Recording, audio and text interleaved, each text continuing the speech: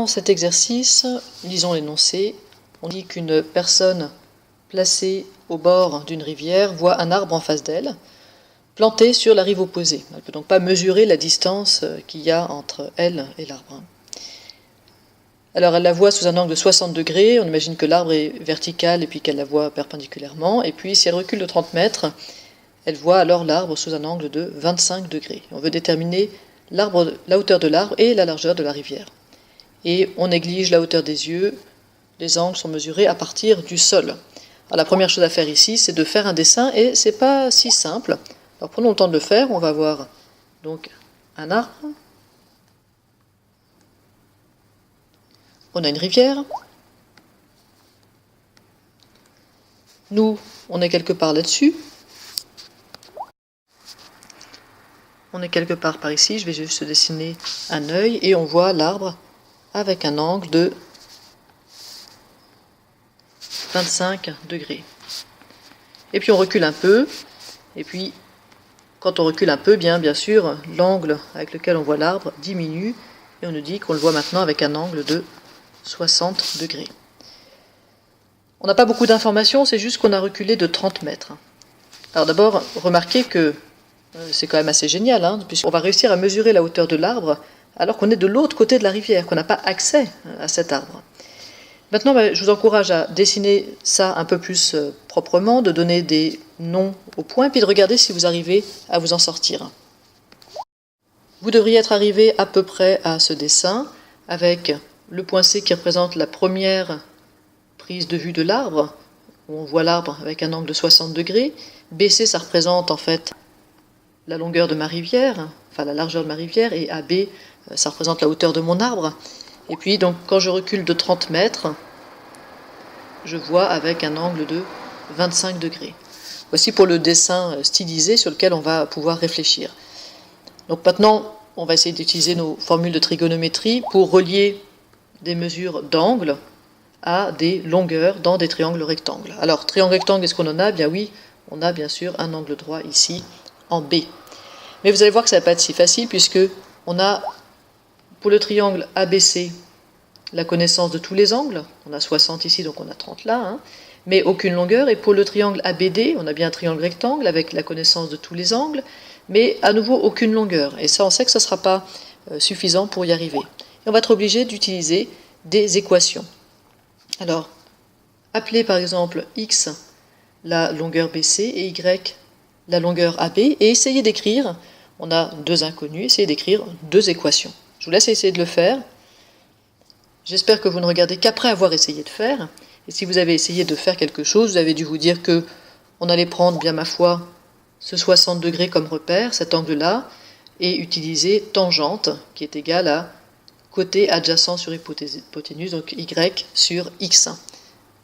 Donc dans le triangle ABC rectangle en B, je peux écrire que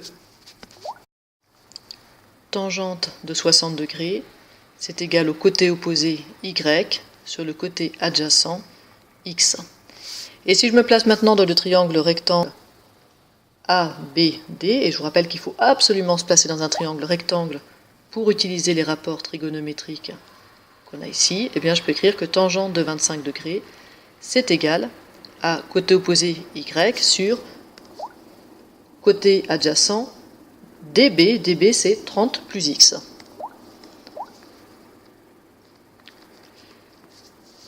Et voilà notre système d'équations.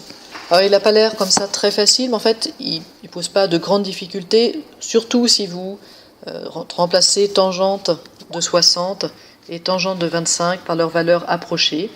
Ce que je vais faire ici, sachant qu'on pourrait travailler avec les valeurs exactes, puis passer x de l'autre côté, on a y égale x fois tangente de 60, et on pourrait continuer comme ça. Pour vous simplifier la compréhension, je vais ici remplacer tangente de 60 et tangente de 25 par leurs valeurs approchées. Si on réécrit donc ce système en utilisant des valeurs approchées pour tangente 60 et tangente 25, on va obtenir 1,732 égale y sur x et 0,4663 égale y sur 30 plus x. Alors c'est un système avec, vous voyez, des x au dénominateur, donc on va devoir tout passer, enfin tout passer, pas tout passer, mais en tout cas passer ce x de l'autre côté, il divise y, donc il va venir multiplier la partie de gauche, et 30 plus x ici qui divise y va venir multiplier la partie de gauche. On obtient 1,732 x égale y et 0,46663 fois 30 plus x égale y.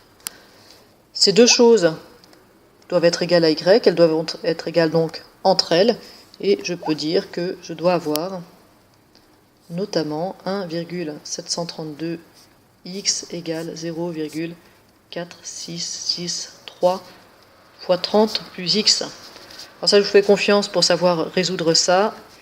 On obtient x environ égal à 11 mètres. Une fois qu'on a trouvé que x était environ égal à 11 mètres, je reprends une des deux lignes, par exemple la ligne 1 ici, et en reprenant la ligne 1, ça me dit que y doit être égal à 1,732 fois x, c'est-à-dire 1,732 fois 11, et on trouve à peu près 19 mètres. Voilà, on a trouvé que la largeur de la rivière, c'est à peu près 11 mètres, et la hauteur de l'arbre, à peu près 19 mètres. Une dernière chose, pour ceux qui connaissent le théorème du sinus, il y avait plus simple ici, c'était de se placer dans ACD. Remarquez qu'on connaît tous les angles en fait de ACD, puisque ici, par supplémentarité, je dois avoir 120 degrés.